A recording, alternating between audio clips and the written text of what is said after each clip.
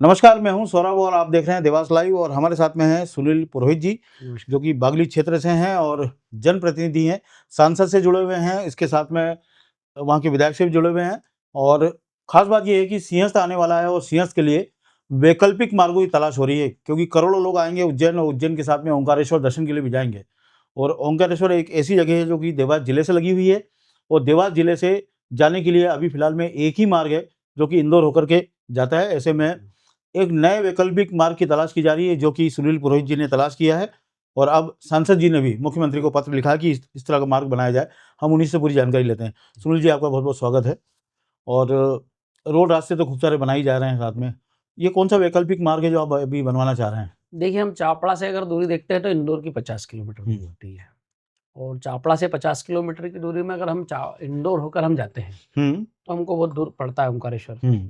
और हम चापड़ा से उदयनगर किशनगढ़ फाटे से हम पोलाखाल जाते हैं, तो पोलाखाल से हमको 26 किलोमीटर की दूरी का जो मार्ग बनाना है। ठीक है। कच्चा रोड है, और वो वैकल्पिक रूप में जो है लिंक रोड से 7 किलोमीटर पे हम ओंकारेश्वर से वहाँ से पहुँच जाते हैं। ठीक है। तो ये सबसे कम दूरी का हमारे क्षेत्र के लिए जो है मार्ग होगा। मतलब पोलाखाल जो उदयनगर के लिए हम जाते हैं, किशनगढ़ फाटा बीच में आता है, वहां से पीपरी के लिए चला जाता है। पिपरी के लिए पीपरी के लिए आते हैं। उस रास्ते के बीच में से ये रास्ता सीधा पिपरी है। से करीब 6 किलोमीटर पहले पोलाखाल आता है, और जी। वहाँ से कच्चा रास्ता तौरानिया करके जो फेमस हाँ, तरानिया डेस्टिनेशन बड़ी अच्छी नदी है, मैं जा चुका हूँ। कनाड़ नदी है, हाँ उस पर ब्रिज बना हुआ है नया। हाँ, बना हुआ है। और उसी ब्रिज से होते हुए हम खरगोन जिले की सीमा में प्रवेश करते हैं, मेहंदीखेड़ा। और मेहंदीखेड़ा से हम आगे बढ़ते हैं तो बड़े लोग फाटे से फिर इस रोड पे हमें कितना किलोमीटर वहां से पड़ेगा ये? अगर हम इसको देखा जाए तो पोलाखाल से 26 किलोमीटर की दूरी पे हम जो है लिंक रोड पे पहुंच जाते हैं, और वहां से 7 किलोमीटर पे ज्योतिर्लिंग है। यानी करीब करीब 35 किलोमीटर वहां से 35 मात्र किलोमीटर पड़ेगा। और यहाँ से ये बैतूल रोड बनी रहा है, रास्ता बनी रहा है, वैकल्पिक मार्ग है, फोर लेन हमारा बन रहा है। 4 लेन बन रहा है। तो बहुत अच्छी परियोजना है। हालांकि उन्होंने आशीष सिंह जी से भी मुलाकात की, जो कमिश्नर है उज्जैन संभाग के, कलेक्टर से भी मुलाकात की, और अब सांसद जी ने भी पत्र मुख्यमंत्री को लिखा है इस बारे में। और इस तरह के वैकल्पिक मार्गों की तलाश होना भी चाहिए। और जो आपने तरानिया का इलाका बताया, बड़ा पर्यटक स्थल है, और कभी आप लोग जाएंगे तो बड़ा अच्छा पर्यटन वाला स्थल भी है। ऐसे में उस क्षेत्र में पर्यटन भी डेवलप हो जाएगा। पर्यटन तो डेवलप हो गया होगा, लोगों को रोजगार मिलेगा, और सबसे बड़ी सुविधा मतलब देवास जिले को नहीं, अगर हरदा तरफ से, विदिशा संसदीय क्षेत्र से, और अगर आप शुजालपुर से आष्टा, और आष्टा से कन्नौद, और कन्नौद से पुंजापुरा के लिए आते हैं, तो वहां से इस रोड से कनेक्टिविटी है। सारे मार्ग मैंने जहां तक देखे हैं, चाहे वो देवगुराडा से लेके अपन पेड़मी कंपेल होते हुए आते हैं तो 2 लेन, अगर हम सतवास तरफ से आते हैं तो 2 लेन मिलेगा, चापड़ा नेवरी फाटे से अगर हम जाते हैं तो 2 लेन मार्ग अच्छा चौड़ा मिलेगा। तो सारे मार्ग जो है करीब करीब इस मार्ग से जुड़ने वाले 2 लेन है। अच्छा, नर्मदा परिक्रमा के लिए भी लोग वहां से निकलते हैं, उसमें भी फर्क पड़ेगा कुछ? मूल जैसे जहाँ ओंकारेश्वर से निकलता है और 7 किलोमीटर बाद यदि परिक्रमा के लिए निकलता है तो इसी मार्ग से निकलता है। वर्तमान में पूरा कच्चा है और पथरीला मार्ग है। अगर ये बनता है तो सुगमता होगी, और वाहनों के लिए जो है, जो यात्री आते हैं परिक्रमा से गुजरात, अन्य राज्यों से भी, तो उनको करीब करीब 50 किलोमीटर का राउंड जो होता है वो बच जाएगा जी। और इस मार्ग पे जो है करीब 27 किलोमीटर, 26 किलोमीटर में ही वो। कैसे खोजबीन किया आपने इस मार्ग की? इसके लिए मैंने काफ़ी वहाँ पे पहले मोटरसाइकिल से मैं गया, कच्चे रास्तों पे मैंने तलाशा, 2-3 रूट देखे, फिर इस रूट के बारे में 2-3 अन्य लोगों से, स्थानीय लोगों से चर्चा की। और चूंकि ये पुराना मार्ग था, और उस जमाने में एक आध बस उस टाइम बहुत पुराने समय चलती थी, लेकिन बंद हो गई।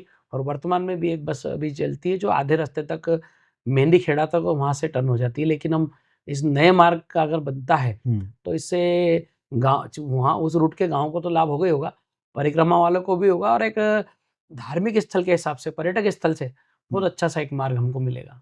सरकार जहाँ एक और जितने भी धार्मिक हमारे पर्यटन स्थल हैं उन सबको हवाई कनेक्टिविटी से जोड़ रही है, रोड कनेक्टिविटी से भी जोड़ रही है। ऐसे में इस तरह के एक नए जो मार्ग की खोज इन्होंने की है, और उसके लिए प्रस्ताव भी भेजा गया है मुख्यमंत्री जी को।